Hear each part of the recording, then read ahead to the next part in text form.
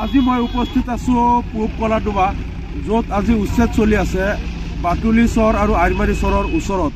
আৰু মই এই মুহূৰ্তত ইয়াত যি দেখা পাইছোঁ যে চৰ চাপৰিৰ যিসকল দুখীয়া কৃষক ভূমিহীন লোক, তেওঁলোকে ট্ৰেক্টৰত নিজৰ ঘৰৰ মাল বস্তু বোজাই কৰি তেওঁলোকে ইয়াৰ পৰা আহি আছে।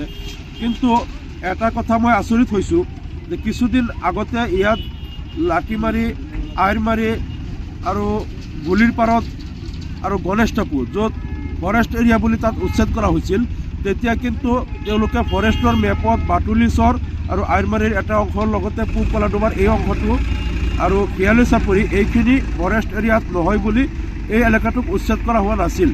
কিন্তু আজি যি দেখা পাইছোঁ, যিখিনি ফৰেষ্ট এৰিয়াত পৰা নাই সেই এলেকাটো আজি উচ্ছেদ আৰম্ভ কৰিছে। বাটুলি চৰৰ পৰা আৰম্ভ কৰি ইয়াত আইৰমাৰীৰ ফালে উচ্ছেদ কৰিছে। আৰু তাতোকৈ আচৰিত কথাটো হ'ল যে ইয়াত চৰ চাপৰিত য'ত উচ্ছেদ চলি আছে, আপোনালোকে নিশ্চয় ভিডিঅ'ত দেখা পাই আছে, মই য'ত আহি এতিয়া থিয় হৈ আছোঁ, মোৰ পিছফালে ইয়াত এটা খুঁটি আছে। খুঁটিত এতিয়ালৈকে এই পুহ মাহত, এতিয়া মাঘ মাহ আহি পাব, এতিয়ালৈকে পানী আছে। আৰু এই পানীৰে ট্ৰেক্টৰবিলাক কোনোমতে পাৰ হ'ব পাৰে, আমি অন্য গাড়ীলৈ পাৰ হ'ব নোৱাৰোঁ। এই খুঁটিৰ মাজত যিবিলাক চৰ আছে, এই চৰ চাপৰিৰ এই পৰিত্যক্ত ভূমিত অসম চৰকাৰে ইয়াত একো স্কুল, কলেজ, ইউনিভাৰ্চিটি, ইণ্ডাষ্ট্ৰী একো কৰিব নোৱাৰিব। এইবিলাক পৰিত্যক্ত ভূমি, এই মাটি একমাত্ৰ কৃষিৰ কাৰণেই উপযোগী, বেলেগ একো কামৰ কাৰণে উপযোগী নহয়। গতিকে ইয়াত আমাৰ যিসকল দুখীয়া আৰু ভূমিহীন আৰু গৰাখহনীয়া আক্ৰান্ত লোকে ইমান দিন এই চৰবিলাকত থাকি তেওঁলোকে কৃষি সামগ্ৰী, বিশেষকৈ ৰবি শস্য উৎপাদন কৰি অসমবাসীৰ লগতে উত্তৰ পূৰ্বাঞ্চলৰ চাহিদা পূৰণ কৰি আছিল, আজি এই দুখীয়া কৃষকসকলক ইয়াৰ পৰা আকৌ উচ্ছেদ কৰি দিয়া হৈ আছে। গতিকে মই এই ভিডিঅ'ৰ জৰিয়তে অসম চৰকাৰক দাবী জনাইছোঁ যে আপোনালোকে এই চৰৰ মাটিটো কি কৰিব? ইয়াততো আপোনালোকে ইণ্ডাষ্ট্ৰী, স্কুল, কলেজ, টাউন একো বনাব নোৱাৰে। এইটো যিহেতু নদীৰ খুঁটিৰ মাজত, য'ত খুঁটিবিলাকত পানী এতিয়াও আছে, খুঁটিৰ মাজত এইবিলাক য'ত ৰাস্তা ঘাট নাই, যাতায়াতৰ সুব্যৱস্থা নাই, তাততো কৃষি কৰ্মৰ কাৰণে উপযোগী। চৰকাৰে যদি এই মাটিখিনিক পট্টা দি পেলাই এই ৰাইজৰ পৰা খাজনা ল'লে অসমৰ ৰেভিনিউ বহুত উন্নত হ'লেহেঁতেন।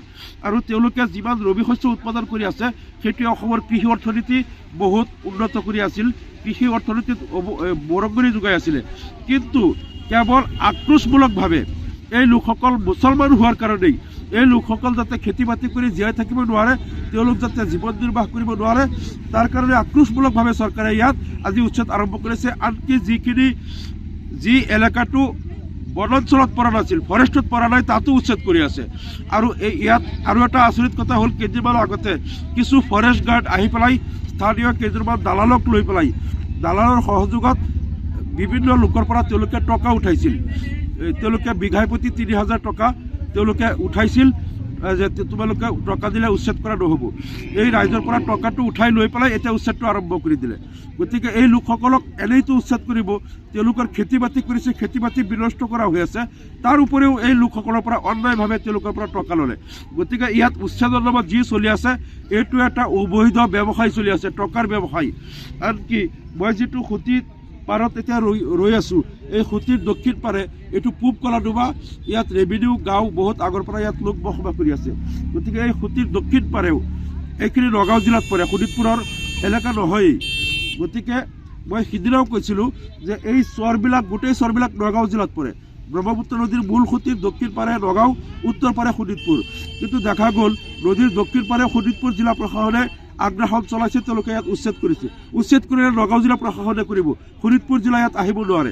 তাৰোপৰিও পূব কলাডোবা গাঁও নগাঁও জিলাৰ অধীনত, ইয়াতো আহি পেলাই কিছুদিন আগতে ইয়াত উচ্ছেদ কৰোঁতে কিছু পাৰ্টা থকা লোকৰ ৪-৫জন লোকৰ ঘৰতো উচ্ছেদ চলাইছিল। গতিকে আমি তাৰ তীব্ৰ প্ৰতিবাদ কৰিছোঁ আৰু অসম চৰকাৰক এই আক্ৰোশমূলক নীতি পৰিহাৰ কৰিবলৈ আমি দাবী জনাইছোঁ। এই লোকসকল কেৱল মুছলমান হোৱাৰ কাৰণেই আপোনালোকে এই লোকসকলক বাৰে বাৰে এনেকৈ নিৰ্যাতন নকৰিব। আৰু এই লোকসকলক খেতি বাতি কৰি অসমখনক, অসমৰ কৃষি অৰ্থনীতি টনকিয়াল কৰাৰ সুবিধাটো দিয়ক। এই হাজাৰ হাজাৰ বিঘা ভূমি ইয়াত পৰিত্যক্ত হৈ থাকিলে অসমৰ একো উন্নতি নহয়। ইয়াত চৰকাৰে একো ইণ্ডাষ্ট্ৰী বা স্কুল কলেজ একো কৰিব নোৱাৰে। গতিকে কমপক্ষেও ইয়াত লাগিলে কণ্টেক্সুৱেল ভিত্তিক হ'লেও আমাৰ এই যিসকল কৃষিজীৱী লোক আছে, এই কৃষিজীৱী লোকসকলক, কৃষকসকলক কণ্টেক্টত দি হ'লেও চৰকাৰে যদি ইয়াৰ পৰা ৰেভিনিউ কালেক্ট কৰে, তেতিয়া ৰাইজেও চলিব পাৰে আৰু চৰকাৰৰ এটা ৰেভিনিউ সংগ্ৰহ হয়। গতিকে মই ৰাজ্য চৰকাৰক দাবী জনাইছোঁ যে আপোনালোকে এই ভূমিহীন লোকসকলক এনেকৈ হাৰাশাস্তি নকৰিব। আৰু আজি যিটো উচ্ছেদ আপোনালোকে কৰি আছে, এতিয়া ফৰেষ্টৰ এৰিয়াৰ বাহিৰতো কৰি আছে, ইয়াত কোনো চাওতা নাই কোনটো ফৰেষ্টৰ কিবা যিটো 1991 চনৰ যিকেইটা পিলাৰ আছিল ফৰেষ্টৰ, তাৰ পৰা বহু দূৰ আগুৱাই আহি এতিয়া পিলাৰবিলাক বহাইছে। আৰু কিছুদিন আগতে যোৱা বছৰ উচ্ছেদ হওঁতে যিখিনি ফৰেষ্টৰ বাহিৰত বুলি কৈছিল যে এইখিনি ফৰেষ্ট এৰিয়া নহয়, আজি দেখিছোঁ সেইখিনি উচ্ছেদ কৰি আছে, কৈ আছে এতিয়া এইখিনি ফৰেষ্টত পৰি গ'ল। গতিকে ইয়াত এটা বৈবতালি চলি আছে আৰু এই গৰীব সহজ সৰল লোকৰ পৰা পইচা লুটা এটা ধান্দা চলি আছে। এই ধান্দাটো বন্ধ হ'ব লাগে আৰু ফৰেষ্টৰ বাহিৰৰ উচ্ছেদটো বন্ধ হ'ব লাগে। আমি ৰাজ্য চৰকাৰক দাবী জনাইছোঁ। আৰু ইয়াত শোণিতপুৰ জিলাই আগ্ৰাসন যিটো চলাইছে এইটো বন্ধ হ'ব লাগে। আৰু এটা আমাৰ দাবী হ'ল যে ইয়াত যিসকল ভূমিহীন লোক আছে আৰু নদীৰ গৰাখহনীয়া আক্ৰান্ত লোক আছে, তেওঁলোকক চৰকাৰে বিকল্প ভূমি ব্যৱস্থা কৰক আৰু ভূমিৰ ব্যৱস্থা নকৰাকৈ উচ্ছেদ বন্ধ কৰক। আৰু সৰু সৰু শিশুসকলক লৈ এই ঠাণ্ডাৰ দিনত ৰাইজে ক'ত থাকিব তেওঁলোকৰ সংস্থাপনৰ এটা ব্যৱস্থা কৰক। নহ'লে ইয়াত কেৱল আক্ৰোশমূলকভাৱে 2026ত তেওঁলোকে ভোটৰ অংক কৰিবলৈ যে মুছলমানক অন্যায় অত্যাচাৰ কৰিলে হিন্দুসকলে বেছিকৈ ভোট দিব, এনেকুৱা এটা ভুল নেৰেটিভ লৈ চৰকাৰে এই নিৰ্যাতন আৰু হাৰাশাস্তিবিলাক বন্ধ কৰিবলৈ মই দাবী জনাইছোঁ। যিকোনো খবৰৰ বাবে যোগাযোগ কৰক আমাৰ এই নম্বৰত 9181 307 2221।